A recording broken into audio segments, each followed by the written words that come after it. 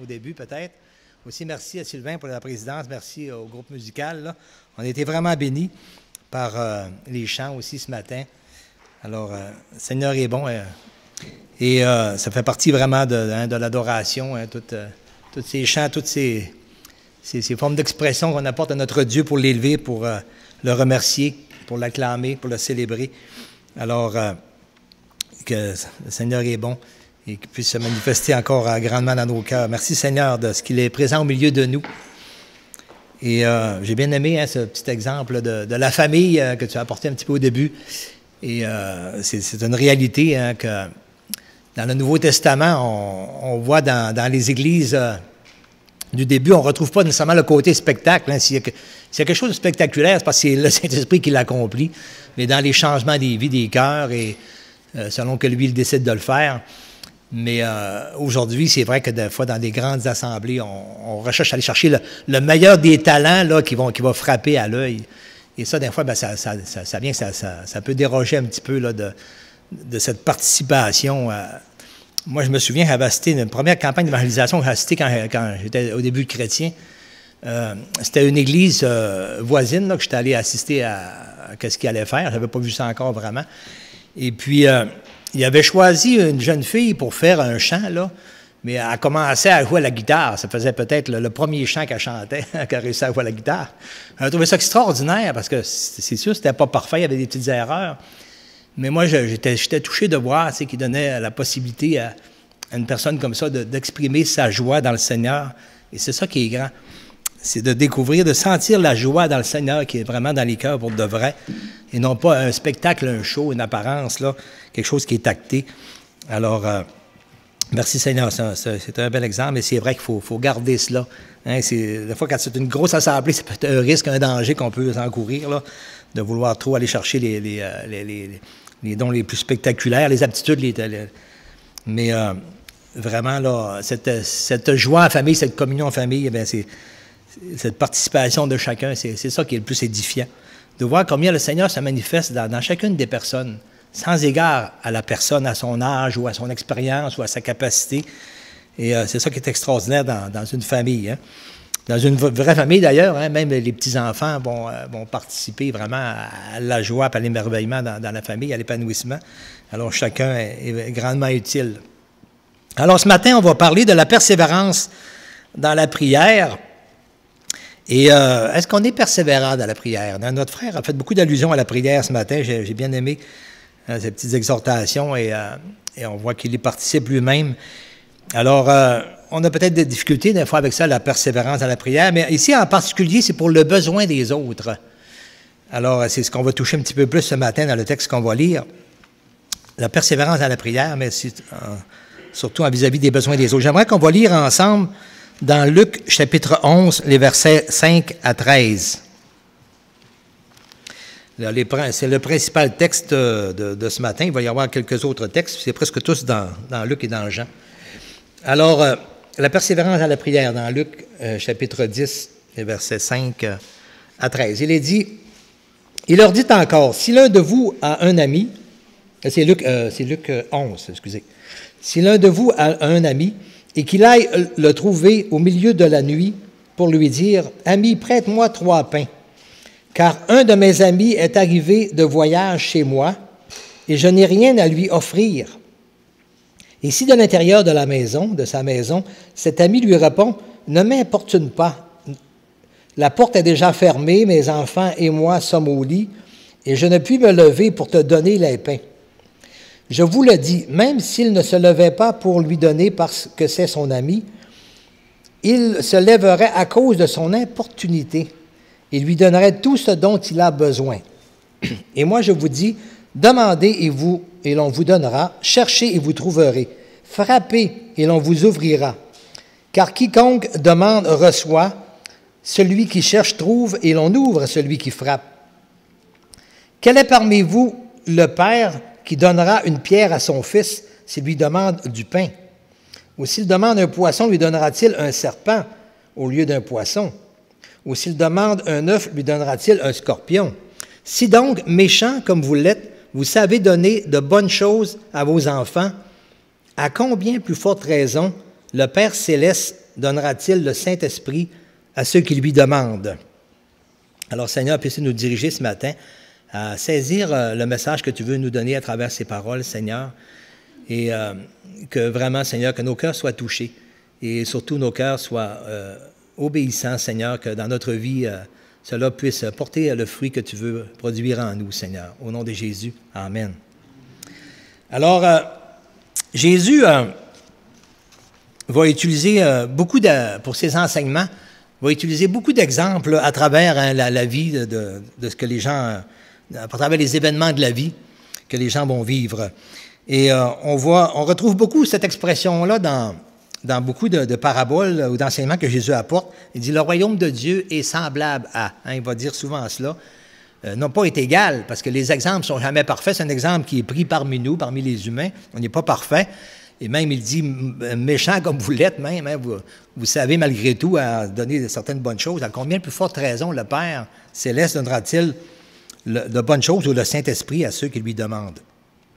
On voit que Jésus va utiliser des exemples, des exemples souvent qui sont poussés un peu à l'extrême, pour montrer, peut-être dans le pire ou le meilleur qu'on peut faire, mais pour montrer à plus forte raison Dieu qui est parfait, lui, imaginez à quel point jusqu'où il peut aller. Alors, ces exemples-là ne sont pas pour être pris à la lettre dans un sens, parce que l'exemple n'est pas parfait, mais c'est un aide pour nous aider à comprendre des choses qui sont parfaites dans les lieux célestes, des principes que le Seigneur veut nous inculquer dans le domaine spirituel. Alors, le but, c'est toujours de nous amener à comprendre des principes là, que le Seigneur veut nous montrer. Il y a des exemples comme ça, par exemple, on n'ira pas voir, mais dans Matthieu 18, 21, on voit cette personne, ce serviteur d'un roi qui avait détourné des fonds et qui, à un moment donné, le roi a découvert cela, et puis il y avait une dette qui était immense, là, et la dette était tellement immense que c'était humainement impossible là, à une personne de rembourser une pareille dette.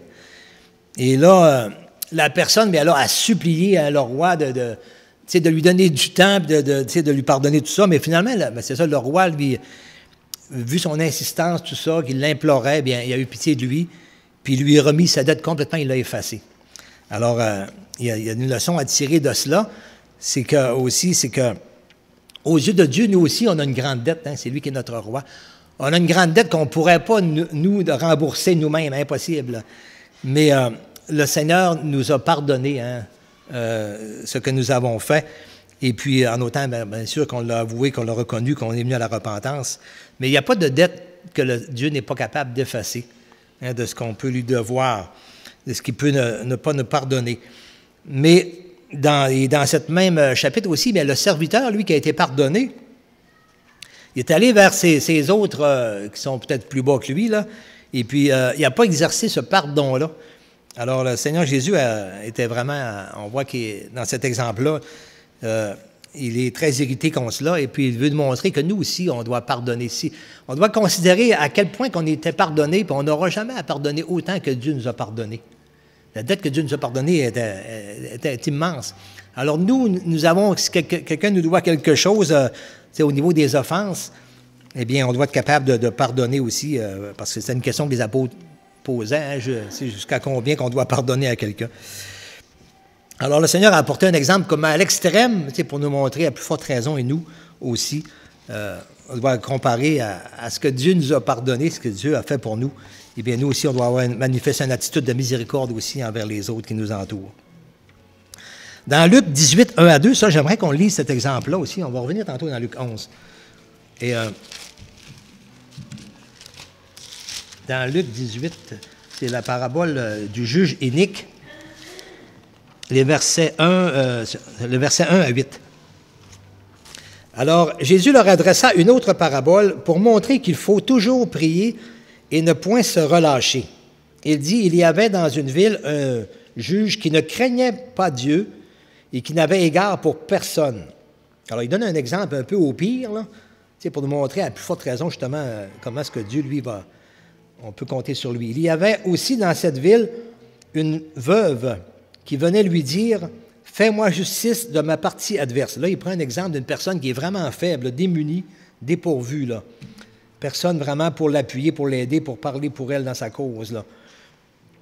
Alors, pendant longtemps, il refusa.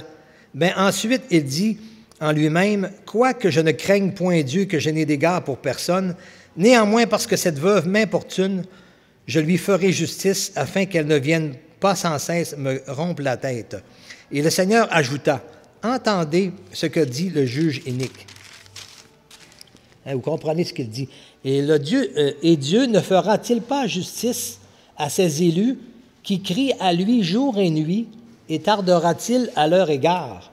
Je vous le dis, il leur fera promptement justice, mais quand le Fils de l'homme viendra, trouvera-t-il la foi sur la terre? » Alors on voit, il donne un exemple ici un peu à l'extrême, et quelqu'un qui est juge, mais en plus il n'a aucune crainte de Dieu, il ne fait pas égard pour personne. Elle est veuve, elle est démunie, tout cela, elle a vraiment tout contre elle, si on pourrait dire.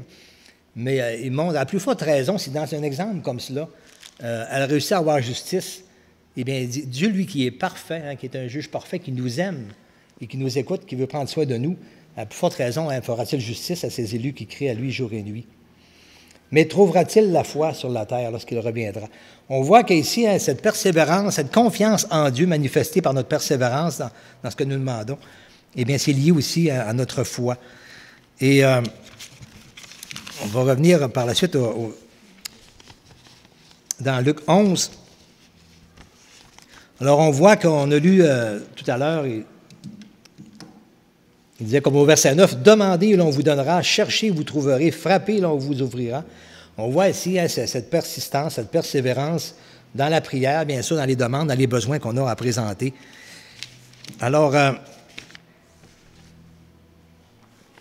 si on regarde à partir du verset 1 à 4, parce que ici, dans le chapitre 11, il donne un enseignement sur la prière, et au tout début, bien, les apôtres ont posé une question, « Seigneur, enseigne-nous à prier. » Jésus avait déjà donné de l'enseignement dans le Sermon sur la montagne en disant, quand tu pries, tu t'adresses au Père, à ton Père qui est dans le ciel. Lui, il voit dans le lieu secret, hein, tu pries là dans le lieu secret. Il ne faut pas penser qu'il faut être debout au temple là, pour être entendu de Dieu, mais n'importe où, va dans ta chambre, dans ton lieu secret, peu importe où c'est. Mais parle-lui avec ton cœur, sincèrement, apporte-lui tes besoins. Puis le Seigneur, lui, il t'écoute. Jésus a voulu rassurer ses disciples que le Père, notre Père dans les cieux, nous écoute, il nous voit, il connaît nos besoins, et il entend notre prière, et il nous assure de sa réponse. Alors ici, bien, ils veulent un petit peu plus d'aide, là, comment prier. Et le Seigneur bien, leur dit, quand vous priez, dites, Père, que ton nom soit sanctifié, que ton règne vienne, donne-nous chaque jour notre pain quotidien, pardonne-nous nos péchés, car nous aussi nous pardonnons à quiconque nous a offensés, et ne nous induis pas en tentation. Délivrez-nous du malin aussi dans d'autres évangiles. Alors, on voit ici que la première partie, c'est ma relation directement avec le Père par rapport à mes besoins. Mais au verset 5, il dit, il leur dit encore. Alors, on voit que l'enseignement n'est pas terminé. Et au tout début, bien, ça concernait surtout leurs propres besoins. Hein, mon besoin, ma relation avec Dieu, de l'honorer, le sanctifier aussi, de lui demander qu'il pourvoie à mes besoins. Mais il apporte une parabole ici, un exemple, pour démontrer aussi, vous nous amenez à voir qu'on a aussi, le Seigneur ne veut pas qu'on soit préoccupé juste par nos propres besoins, mais qu'on ait égard aussi pour les autres, compris. Dieu aime qu'on lui présente les besoins des autres. J'aimais ça tantôt quand justement notre frère partageait en auto, il pensait aussi aux différentes activités dans l'Église, d'évangélisation, différents besoins. Il en profitait pour prier pour les autres. Alors, on est appelé vraiment, c'est ça, à partager, à élever auprès de Dieu les besoins de ceux qui nous entourent. Et ici, il donne un exemple un petit peu extrême aussi. Hein, si l'un de vous a un ami, et recevoir un ami qui arrive de voyage en plein milieu de la nuit comme ça, à l'improviste, c'est assez rare que ça va arriver aujourd'hui, parce qu'avec tous les moyens de communication qu'on a le téléphone, l'Internet, tout cela, on est capable d'avertir. On a même des téléphones portables aussi. On peut appeler dans une demi-heure, on va être rendu chez vous. Mais à cette époque-là, il n'y avait pas du tout ces moyens-là. Là. Et lorsque quelqu'un, mettons, avait dit « Hey, tu viendras me voir, je serais bien content de te recevoir », puis que là, quelqu'un décide de partir, d'aller voir un ami en voyage, bien, c'est dur d'avertir l'autre. Là. Hein? Il y avait pas vraiment, il y avait peut-être des courriers, des messages, là, mais tu ne pouvais jamais savoir comment ça allait prendre de temps, là, parce qu'à cause des transports, ça dépendait beaucoup de la température. Les bateaux, des fois, ça pouvait prendre une journée de voyage, comme ça pouvait en prendre 5 s'il y avait une tempête ou peu importe. Alors, ça pouvait arriver justement que, ça arrive comme cela. Et dans cette situation-là, c'est un peu à l'extrême. Justement, il arrive en pleine nuit où la personne ne s'y attendait pas. Puis là, écoute, la personne arrive fatiguée du voyage, elle a faim. Puis, c'est tout à fait normal, c'est ton ami, puis tu veux qu'il soit bien, qu'il se repose, qu'il mange. Mais là, la personne qui reçoit est prise au dépourvu, rien à donner, pas de nourriture. On n'avait pas pensé à ça, on ne s'attendait pas à ça, c'est complètement inattendu. Alors là, il aime tellement son ami que sa visite qu'il reçoit, bien là, il est prêt à tout faire pour voir à ce besoin-là. Et là, il pense à un autre ami qui est probablement un voisin, qui est plus riche, qui est plus en abondance. Puis il dit, je vais aller le voir, puis je vais lui demander de me donner ce que j'ai besoin. Et on voit qu'il y va, puis malgré que c'est son ami, c'est dérangeant. Vous savez, des fois, entre amis, on se demande des choses, des fois. Puis des fois, notre première réponse, c'est, je peux pas, j'ai telle affaire. Mais quand c'est notre ami, souvent, quand c'est important, notre cause, on va insister parce que c'est notre ami. Hey, oui, s'il te plaît, j'en ai besoin. Puis et là, finalement, à force d'insistance, on voit que malgré que souvent, on peut être égoïste, tout cela, eh bien, la personne, à cause de l'importunité, va finir par céder à tout ce que la personne demande. Ici, on voit que le Seigneur donne un exemple un peu extrême dans ce sens-là. Et puis, mais pour nous montrer qu'à plus forte raison, si Dieu, lui, cette personne-là, cet ami-là, c'est pas un ami parfait. Il y a son égoïsme aussi. Comme nous, ça arrive quand quelqu'un peut nous demander de l'aide, puis sur le coup, ça ne nous le dit pas, ou on a pas ça à cœur, ou on est fatigué, ou peu importe. Mais lorsque la personne insiste, eh bien, on va finir souvent par OK, on va le faire, puis finalement, on est content de l'avoir fait. Si c'est un ami, on va être content de l'avoir fait. Et c'est ça qui démontre aussi notre lien d'amitié à travers tout cela, qui grandit à travers tout cela.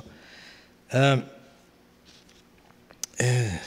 va essayer de ne pas trouver sur ma feuille, là, je suis rendu un petit peu plus loin que...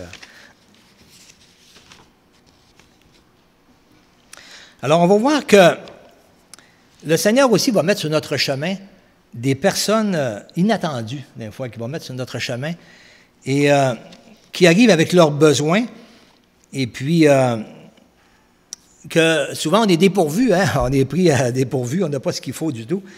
Et ça m'est arrivé un peu comme la semaine passée, par exemple, on est allé sur un de nos locataires. On a une maison au Lac-Saint-Jean, puis pour laquelle on veut se rendre là plus tard à notre retraite, et puis qui est en location. Et puis on arrive là, puis il y avait une dame qui était sur la galerie qu'on ne connaissait pas. Et puis on regardait les fleurs en avant, le terrain. Et puis là, on voit la madame, tout ça. Elle dit, c'est vous les propriétaires? On a dit oui, j'étais avec mon épouse. Et puis elle dit, je suis heureuse de vous connaître, tout cela. Elle dit, moi, je suis la mère de la personne qui demeurait là. Et puis là, elle commence à nous partager qu'elle vient d'apprendre qu'elle a un cancer, puis que c'est vraiment avancé son affaire, il n'y a plus rien à faire. Puis là, elle est venue rester chez sa fille là, le temps qu'il lui reste. Et elle a, je pense, 70 ans ou 75, je ne me souviens pas. En tout cas, je pense que c'est 70, je pense que c'est le jour de sa fête, elle a appris justement qu'elle avait un cancer qui était trop avancé pour être traité. Alors là, on se sent, tu sais, sur le coup, on se sent un peu dépourvu parce que moi, je n'ai pas ce qu'elle a vraiment besoin, mais je connais la personne, tu sais, qui peut répondre à ce besoin-là. C'est Dieu qui peut répondre à son besoin, parce que veut pas dans son état. Comme ça dit, prépare-toi à la rencontre de ton Dieu. Dans son état, c'est quand même probablement assez proche aussi. Et c'est sûr que là, on l'écoutait un peu, tout cela, on établit une petite première relation, c'était la première fois qu'on la voyait. Mais là, tout de suite, j'ai dit, bien, Seigneur, il faut que tu nous donnes l'occasion d'aller un petit peu plus loin avec elle, de pouvoir lui parler, parce qu'on va y retourner. Et en fait, la semaine passée, avec tout l'expo agricole, et j'ai bien aimé la présentation de l'Évangile avec des couleurs, j'avais trouvé ça extraordinaire. Et je me suis dit, bien, Seigneur, peut-être que je pourrais prendre un objet que je pourrais lui donner, mettre les 5 couleurs après, puis en profiter pour lui présenter justement l'Évangile assez rapidement comme ça, pour ensuite, après ça, être capable peut-être d'établir une relation, aller plus profondément. Alors, en tout cas, le Seigneur met à notre disposition toutes sortes d'outils. Ça est vraiment un bon que j'ai découvert la semaine passée. C'était vraiment plaisant, agréable de parler aux gens, de présenter l'Évangile avec ces outils des 5 couleurs et d'un objet qu'on donne aussi pour expliquer que le salut, c'est donné, ça a été payé par Dieu, mais c'est gratuit, on n'a pas à l'acheter. Alors, c'est ça, le Seigneur va mettre sur notre chemin des personnes comme cela, et avec différents besoins. Souvent, des fois, les besoins sont comme plus physiques au début, mais il est certain que ce que Dieu recherche le plus, c'est de toucher les cœurs, c'est de toucher le côté spirituel, c'est d'amener la personne à connaître Dieu. Comme on le voit, par exemple, dans Matthieu 6, 23, il dit « Cherchez d'abord le royaume de Dieu et sa justice, et toutes ces choses vous seront données. » Hein, le Seigneur veut qu'on cherche d'abord le royaume de Dieu. À plus forte raison, c'est le but qu'il veut atteindre dans les cœurs aussi. Et comme on le voit ici dans Luc 11, verset 13, le dernier verset, il dit à plus forte raison, hein, votre Père céleste donnera-t-il le Saint-Esprit à ceux qui le demandent. On voit que hein, le but, bien sûr, les bonnes choses, mais la meilleure des choses que le Seigneur veut donner, c'est le Saint-Esprit qui vient d'abord pour nous sauver, mais ensuite aussi pour nous faire grandir, pour nous faire, pour qu'on ait une relation vivante avec Dieu par son Esprit qui est en nous. Et alors, c'est ce qu'il veut accomplir. Son but est vraiment spirituel. Et souvent, ça va commencer par des gestes un peu plus d'aide, de secours physique. Et comme on voit dans Jean 13, 35, aussi un verset qu'on voit quand on passe les annonces, le premier verset qui dit « On reconnaîtra que vous êtes mes disciples à l'amour que vous aurez les uns pour les autres. » On voit qu'il y a toujours un lien entre le témoignage de nos actions puis la croissance spirituelle, l'avancement de l'Évangile aussi autour de nous. Il y a toujours un lien. Comme on voit, par exemple, dans Actes chapitre 2, hein, on voit les premiers croyants. On voit que les versets 45 à 47, là, je n'ai pas le noté pour qu'on le cite ce matin, mais on voit que les premiers disciples se réunissaient ensemble et ils partageaient le pain ensemble, ils partageaient leurs biens aussi, ils s'occupaient que chacun puisse pourvoir, qu'il y ait égalité aussi, hein, que les plus riches puissent donner aux plus pauvres. On voit qu'ils louaient Dieu, ils prenaient leur pain avec nourriture avec simplicité de cœur. Et il est écrit qu'ils trouvaient grâce auprès du peuple. Alors on voit un peu comme ce que notre frère partageait ce matin, ce côté famille-là, était vraiment là. C'est ce qu'on retrouve dans les actes. Ce n'est pas le côté spectaculaire, mais c'est beaucoup plus le côté de partage. Partage de l'enseignement, du pain et des différents besoins. Et à travers tout ça, le témoignage avance. Et là, l'Évangile peut être présenté et avec un grand impact. Alors, dans l'exemple de ce matin, où on voit un peu comme ces trois amis, on voit que Jésus, qui enseigne à prier, veut que l'on prenne en considération, qu'on prenne à cœur les besoins de ceux qui nous entourent, de besoins de ceux qui ne connaissent pas Dieu aussi. C'est ça un peu la leçon à en retirer là-dessus aussi, dans ce passage-là. Pas seulement être... Pour ça qu'il dit encore, hein, il veut montrer que il veut qu'on prenne à cœur les besoins de ceux qui nous entourent. Parce que le Seigneur les aime aussi. Il veut les atteindre et il veut nous utiliser. Hein, pourquoi il a dit, allez vers toutes les nations, faites des disciples, etc. Alors tout ça, c'est à travers le témoignage qu'on a à rendre. Et la présentation de l'Évangile, mais avec nos actions aussi. Alors, le Seigneur, on voit dans cet exemple-là qu'il parle aussi de l'insistance, hein, de persévérer dans la prière, de demander. Et on peut se demander, mais pourquoi? Pourquoi Dieu veut-il comme ça qu'on insiste, qu'on demande? Pourquoi qu'il ne répond pas tout de suite? Hein? On aimerait bien ça qu'il réponde toujours tout de suite. Je lis un livre sur la prière de Andrew Murray que j'aime beaucoup. Et puis, justement, il y avait un chapitre sur cet aspect-là et de la persévérance et de l'importunité, de l'insistance d'intercéder. Et puis, je lis un petit extrait ici. Entre autres, lorsqu'il s'agit de prier, d'intercéder pour les besoins de quelqu'un d'autre. Alors, il dit, mais cela ne s'accomplira peut-être pas sur le champ. L'homme peut honorer Dieu et prendre son plaisir en lui. Cela s'appelle un acte de foi. Mais l'acte d'intercession fait partie de la formation du croyant à l'école de la foi. C'est dans un acte d'intercession que notre amitié pour Dieu et pour les hommes est mise à l'épreuve. La preuve de mon amitié sincère pour les pauvres s'établit par un acte d'intercession en leur faveur. Quelque chose qui me tient à cœur, là. Eh bien, je vais être... Et combien de personnes, par exemple, œuvrent dans une organisation, une œuvre charitable, et puis ils vont faire tellement de démarches pour aller chercher de l'aide, tout ça, là, pour voir à cela, ils s'en occupent. Mais plus que ça leur tient à cœur, plus qu'ils vont faire des démarches, puis qu'ils vont frapper, ils vont cogner, ils vont, pas nécessairement à Dieu, là, mais ils vont le faire parmi les personnes qui peuvent pourvoir à leurs différents besoins de base, comme la nourriture, par exemple, les vêtements, ces choses-là.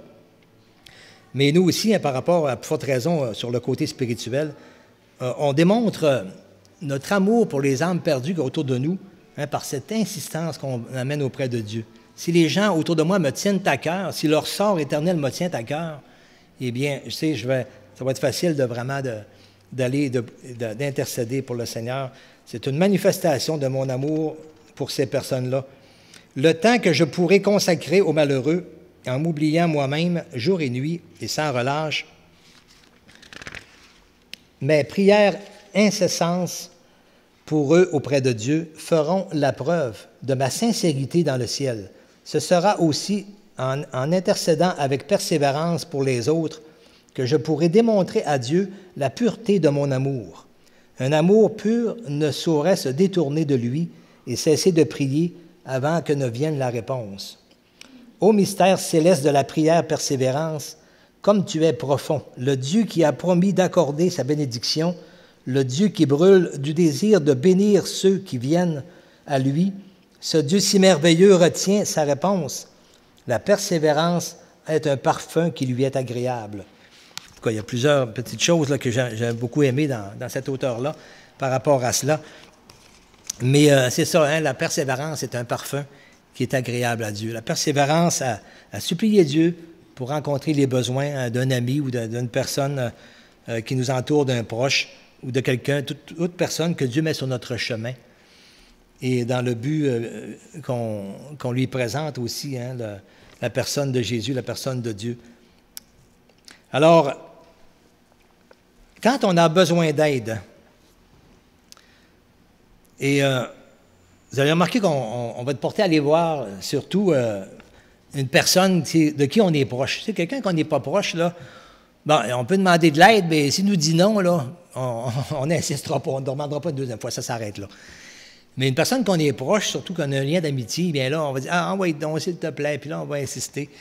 Et alors, on voit que dans ce lien d'amitié, là, on va beaucoup plus loin dans nos demandes. On va aller beaucoup plus loin aussi dans qu'est-ce qu'on va recevoir. Et les ados aussi sont assez forts là-dessus, j'ai remarqué. Puis les jeunes filles aussi, jeunes femmes aussi, peut-être plus que les hommes là, vont insister comme cela pour avoir quelque chose qu'ils ont vraiment besoin, qu'ils ont à cœur.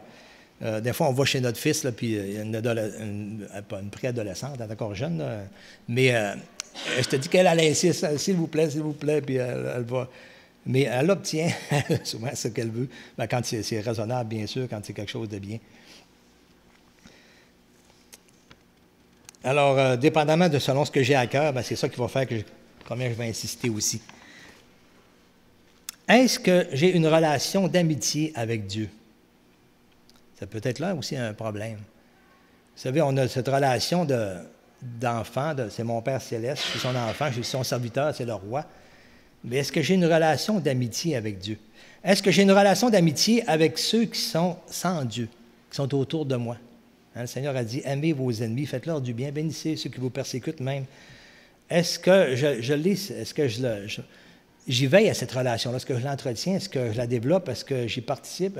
Est-ce que je m'y implique? C'est peut-être là aussi un problème aussi. Jésus a amené ses apôtres à une relation d'amitié, une relation qui est proche, qui est intime, sans ôter leur respect comme Seigneur et Sauveur, comme Maître et Seigneur. J'aimerais qu'on lise dans Jean 13, les versets 13 à 17.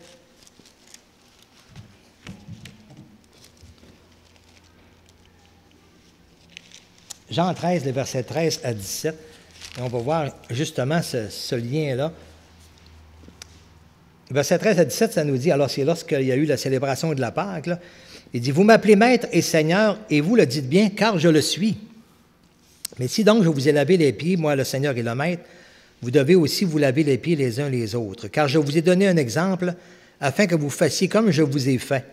En vérité, je vous le dis, le serviteur n'est pas plus grand que son Seigneur, ni l'apôtre plus grand que celui qui l'a envoyé. Si vous savez ces choses, vous êtes heureux pourvu que vous les pratiquez. Alors, c'est sûr que cette relation de maître et disciple, elle est là.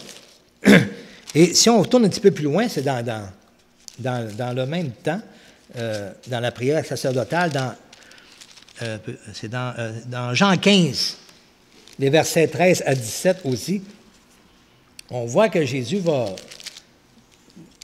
dévoile justement ce lien d'amitié qui est là, tout en étant le maître. Il dit, il n'y a pas de plus grand amour que de donner sa vie pour ses amis. Vous êtes mes amis, si vous faites ce que je vous commande. Je ne vous appelle plus serviteur parce que le serviteur ne sait pas ce que fait son maître, mais je vous ai appelé ami parce que je vous ai fait connaître tout ce que j'ai appris de mon Père. Ce n'est pas vous qui m'avez choisi, mais moi, je vous ai choisi et je vous ai établi afin que vous alliez, que vous portiez du fruit et que votre fruit demeure, afin que ce que vous demandez au Père en mon nom, il vous le donne. Ce que je vous commande, c'est de vous aimer les uns les autres. Alors, on voit qu'il réitère que c'est lui qui a choisi, c'est lui qui est le maître, mais il nous considère vraiment, il nous appelle ses amis, parce qu'il nous fait connaître tout ce qui est du Père. Et alors, ce lien d'amitié-là, c'est pas un lien d'amitié comme ah, « ça, c'est mon pote, c'est mon chum ». C'est le respect est encore là, hein, cette relation. Dieu est encore celui qui est mon Créateur, mon Sauveur, mon Seigneur. Mais on voit que le Seigneur veut qu'on aille plus loin, qu'il y ait une relation qui soit une relation d'amitié aussi. Des amitiés, ça se fait tout connaître, ça se dévoile complètement. Ça se fait connaître à l'autre, ça ne cache rien, ça dit tout. Et c'est ça qui fait cette force, ce rapprochement, ce lien fort entre les deux. Alors, Jésus, OK, ça je viens de le dire, il y a des chrétiens qui sont intègres dans leur comportement, qui sont irréprochables, qui sont exemplaires en toutes choses. Mais cependant, ils sont comme sans joie en Dieu. On ne voit pas beaucoup la joie dans le Seigneur. Est-ce que ça se peut, ça? Hein? Qu'on peut être intègre, irréprochable, mais qu'on a de la misère. T'sais, on voit que souvent, c'est une relation qui est comme maître et serviteur seulement. C'est surtout une relation de maître et serviteur. Le côté ami, affection, affectif, ben, de la part de Dieu, il est toujours là, mais c'est de la part du serviteur, souvent, là, ça paraît bien qu'on ait une petite difficulté. Et tout est centré sur l'observation de sa parole. C'est vrai qu'il faut absorber sa parole. Il dit, vous êtes mes amis si vous faites ce que je vous commande. Mais au lieu d'être centré sur la personne de Jésus, l'important, c'est d'être centré sur la personne de Jésus. C'est, comme on voit dans Hébreux 11, hein, les yeux fixés, le regard sur Jésus. C'est lui qui va pourvoir, c'est lui qui nous dit, qui nous dirige, c'est lui qui est le maître, mais c'est mes yeux, mon regard, il faut que je sois centré sur lui. Puis le résultat de ce lien-là va m'amener à faire ce qu'il va demander. Et on voit que il faut que mes yeux soient sur lui, sur la personne, pour le connaître. Qu'est-ce qu'il est? Qu'est-ce qu'il veut? Comment il est? Comment il nous aime? Comment il aime le monde? Alors, c'est de le connaître vraiment. C'est ça qui est cette relation-là qu'il faut être centré le plus. Centré sur ce, et non pas centré sur ce que je dois faire seulement pour lui plaire. Le premier chant ce matin, ça m'a vraiment touché. Tous les chants, j'ai vraiment aimé les chants ce matin. Ça touchait beaucoup ce lien-là d'affection avec Dieu. Et j'ai cité quelques paroles, je ne connais pas par cœur, mais ça dit que, tu sais, j'aime ta parole, j'y trouve mon plaisir. Mais dans le refrain, ça dit, je veux aussi découvrir combien grand et vaste est l'amour qui jaillit de toi. En tout cas, c'est à peu près ça. Je n'ai pas les paroles exactes, là. Mais, tu sais, c'est ça qui est important. C'est ça, j'aime ta parole, mais je veux aussi découvrir combien grand et vaste est l'amour qui jaillit de toi. C'est ça que le Seigneur veut qu'on découvre vraiment. Et dans sa prière sacerdotale, il mentionne tellement cette unité. Il dit, de la manière que le Père m'a aimé, là, je veux que vous ayez aussi cette même amour en vous. Et alors, OK. Quand on regarde, on revient aussi à la famille, le lien de famille. Comme notre frère parlait ce matin, On voit que dans une famille, tu as le lien parent-enfant. OK? Et il y a toujours comme ce respect entre l'enfant et le parent. Aujourd'hui, c'est peut-être plus difficile, là, par exemple, dans la société qu'on est. Mais normalement, il y a quand même ce respect naturel-là, l'enfant qui respecte l'autorité de ses parents. Et les parents, bien, normalement, pourvoient aux besoins de base de leurs enfants. Ça, c'est tout à fait normal, c'est légitime, c'est leur devoir de le faire aussi. Mais il n'y a pas toujours ce lien d'amitié entre le parent et l'enfant. Des fois, il l'a, mais j'ai remarqué que, en tout cas, moi, quand j'étais jeune, par exemple, avec mon père est décédé quand j'avais 17 ans, mais c'est juste rendu là que ça a commencé un petit peu, là, parce qu'on a commencé à s'ouvrir un petit peu plus, là. Mais avant ça, quand j'étais tout jeune, si je demandais de quoi à mon père, je ne demandais pas beaucoup de choses à mon père, parce que souvent, il me disait « Ah, ça, tu n'as pas besoin de ça, c'est pas essentiel, c'est pas... » C'était juste la base qui était... Mais là-bas, je n'avais pas besoin de demander, il m'a donné. Mais si j'avais besoin d'un petit surplus pour m'amuser, une activité, quelque chose, c'était dur de le demander. « Ah, tu n'as pas besoin de ça, c'est pas nécessaire. » Puis, c'est la réponse que j'avais souvent. Alors que chez mon voisin en face, il y avait une relation d'amitié très forte entre l'enfant et son père. Et de telle sorte qu'il demandait beaucoup plus, là, dans cette amitié-là. Il demande et il recevait beaucoup plus aussi. Alors, il y avait beaucoup plus d'abondance. Et alors, dans le lien, et on voit ça aussi, malheureusement, c'est souvent comme ça, et le lien d'amitié, des fois, n'est pas toujours là. On dirait que c'est peut-être des fois plus difficile à manifester pour le père, peut-être aussi que la mère, la maman. Mais on voit des fois que l'enfant va insister plus auprès de sa mère pour avoir quelque chose, si le lien est développé. Mais peu importe, ça peut être vice-versa aussi. Parfois, l'enfant est plus près de son père et il va aller vers celui donc qui est le plus près pour avoir certains besoins là, qui ne sont pas nécessairement des besoins très bien quand même, là, très légitimes, mais pas nécessairement obligatoires. Tu sais. Alors, on voit que dans notre relation avec Dieu aussi, c'est ça, si on n'a pas le Seigneur veut qu'on ait aussi ce lien-là. Dans Jean 10, il est écrit, on va le citer, je pense d'ailleurs, qui va être affiché.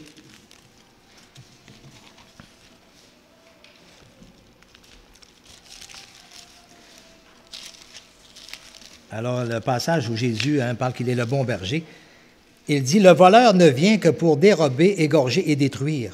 Moi, je suis venu afin que les brebis aient la vie et qu'elle l'ait en abondance. » On voit que Jésus veut une vie qui est abondance, une vie abondance dans ma relation avec Dieu, de le connaître, de le goûter, de goûter à son amour. Et c'est pas une abondance dans le sens de la richesse physique, là, mais c'est vraiment une abondance dans cette relation riche et profonde. On voit dans toute la prière sacerdotale que c'est le but visé de Jésus, que cet amour-là qui est abondant en Dieu soit abondant, manifesté avec abondance en nous, que sa grâce abonde en nous. On voit dans les lettres de Paul, là, c'est souvent sa prière qu'il fait dans son introduction. Eh bien, que la paix et la grâce du Seigneur soient abondamment en vous. Alors, on voit aussi, et comme dans Jean 15,15, il y avait Jean 10,10, mais Jean 15,15, cette abondance, il dit « Je vous appelle plus serviteur parce que le serviteur ne sait pas ce que fait son maître, mais je vous ai appelé ami parce que je vous ai fait connaître tout ce que j'ai appris de mon Père. » On voit que l'amitié ici, là, c'est la connaissance de Dieu.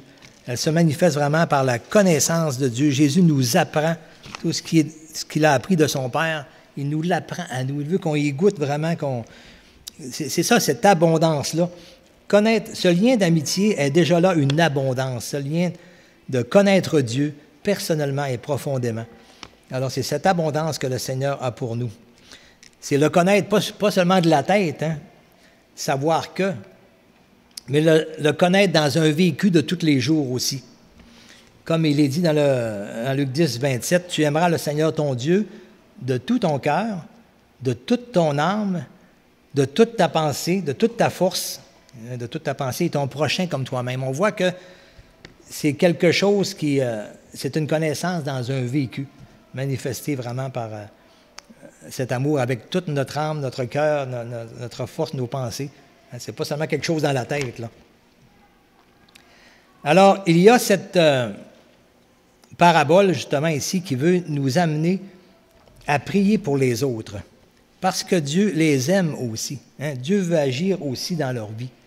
Et le Seigneur nous a choisis un peu comme nous sommes ses amis, ses co-ouvriers, travailler avec lui.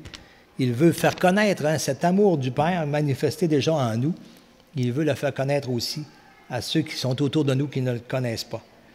Alors, il les met sur notre chemin pour se révéler à eux. Mon insistance va prouver mon amour pour eux.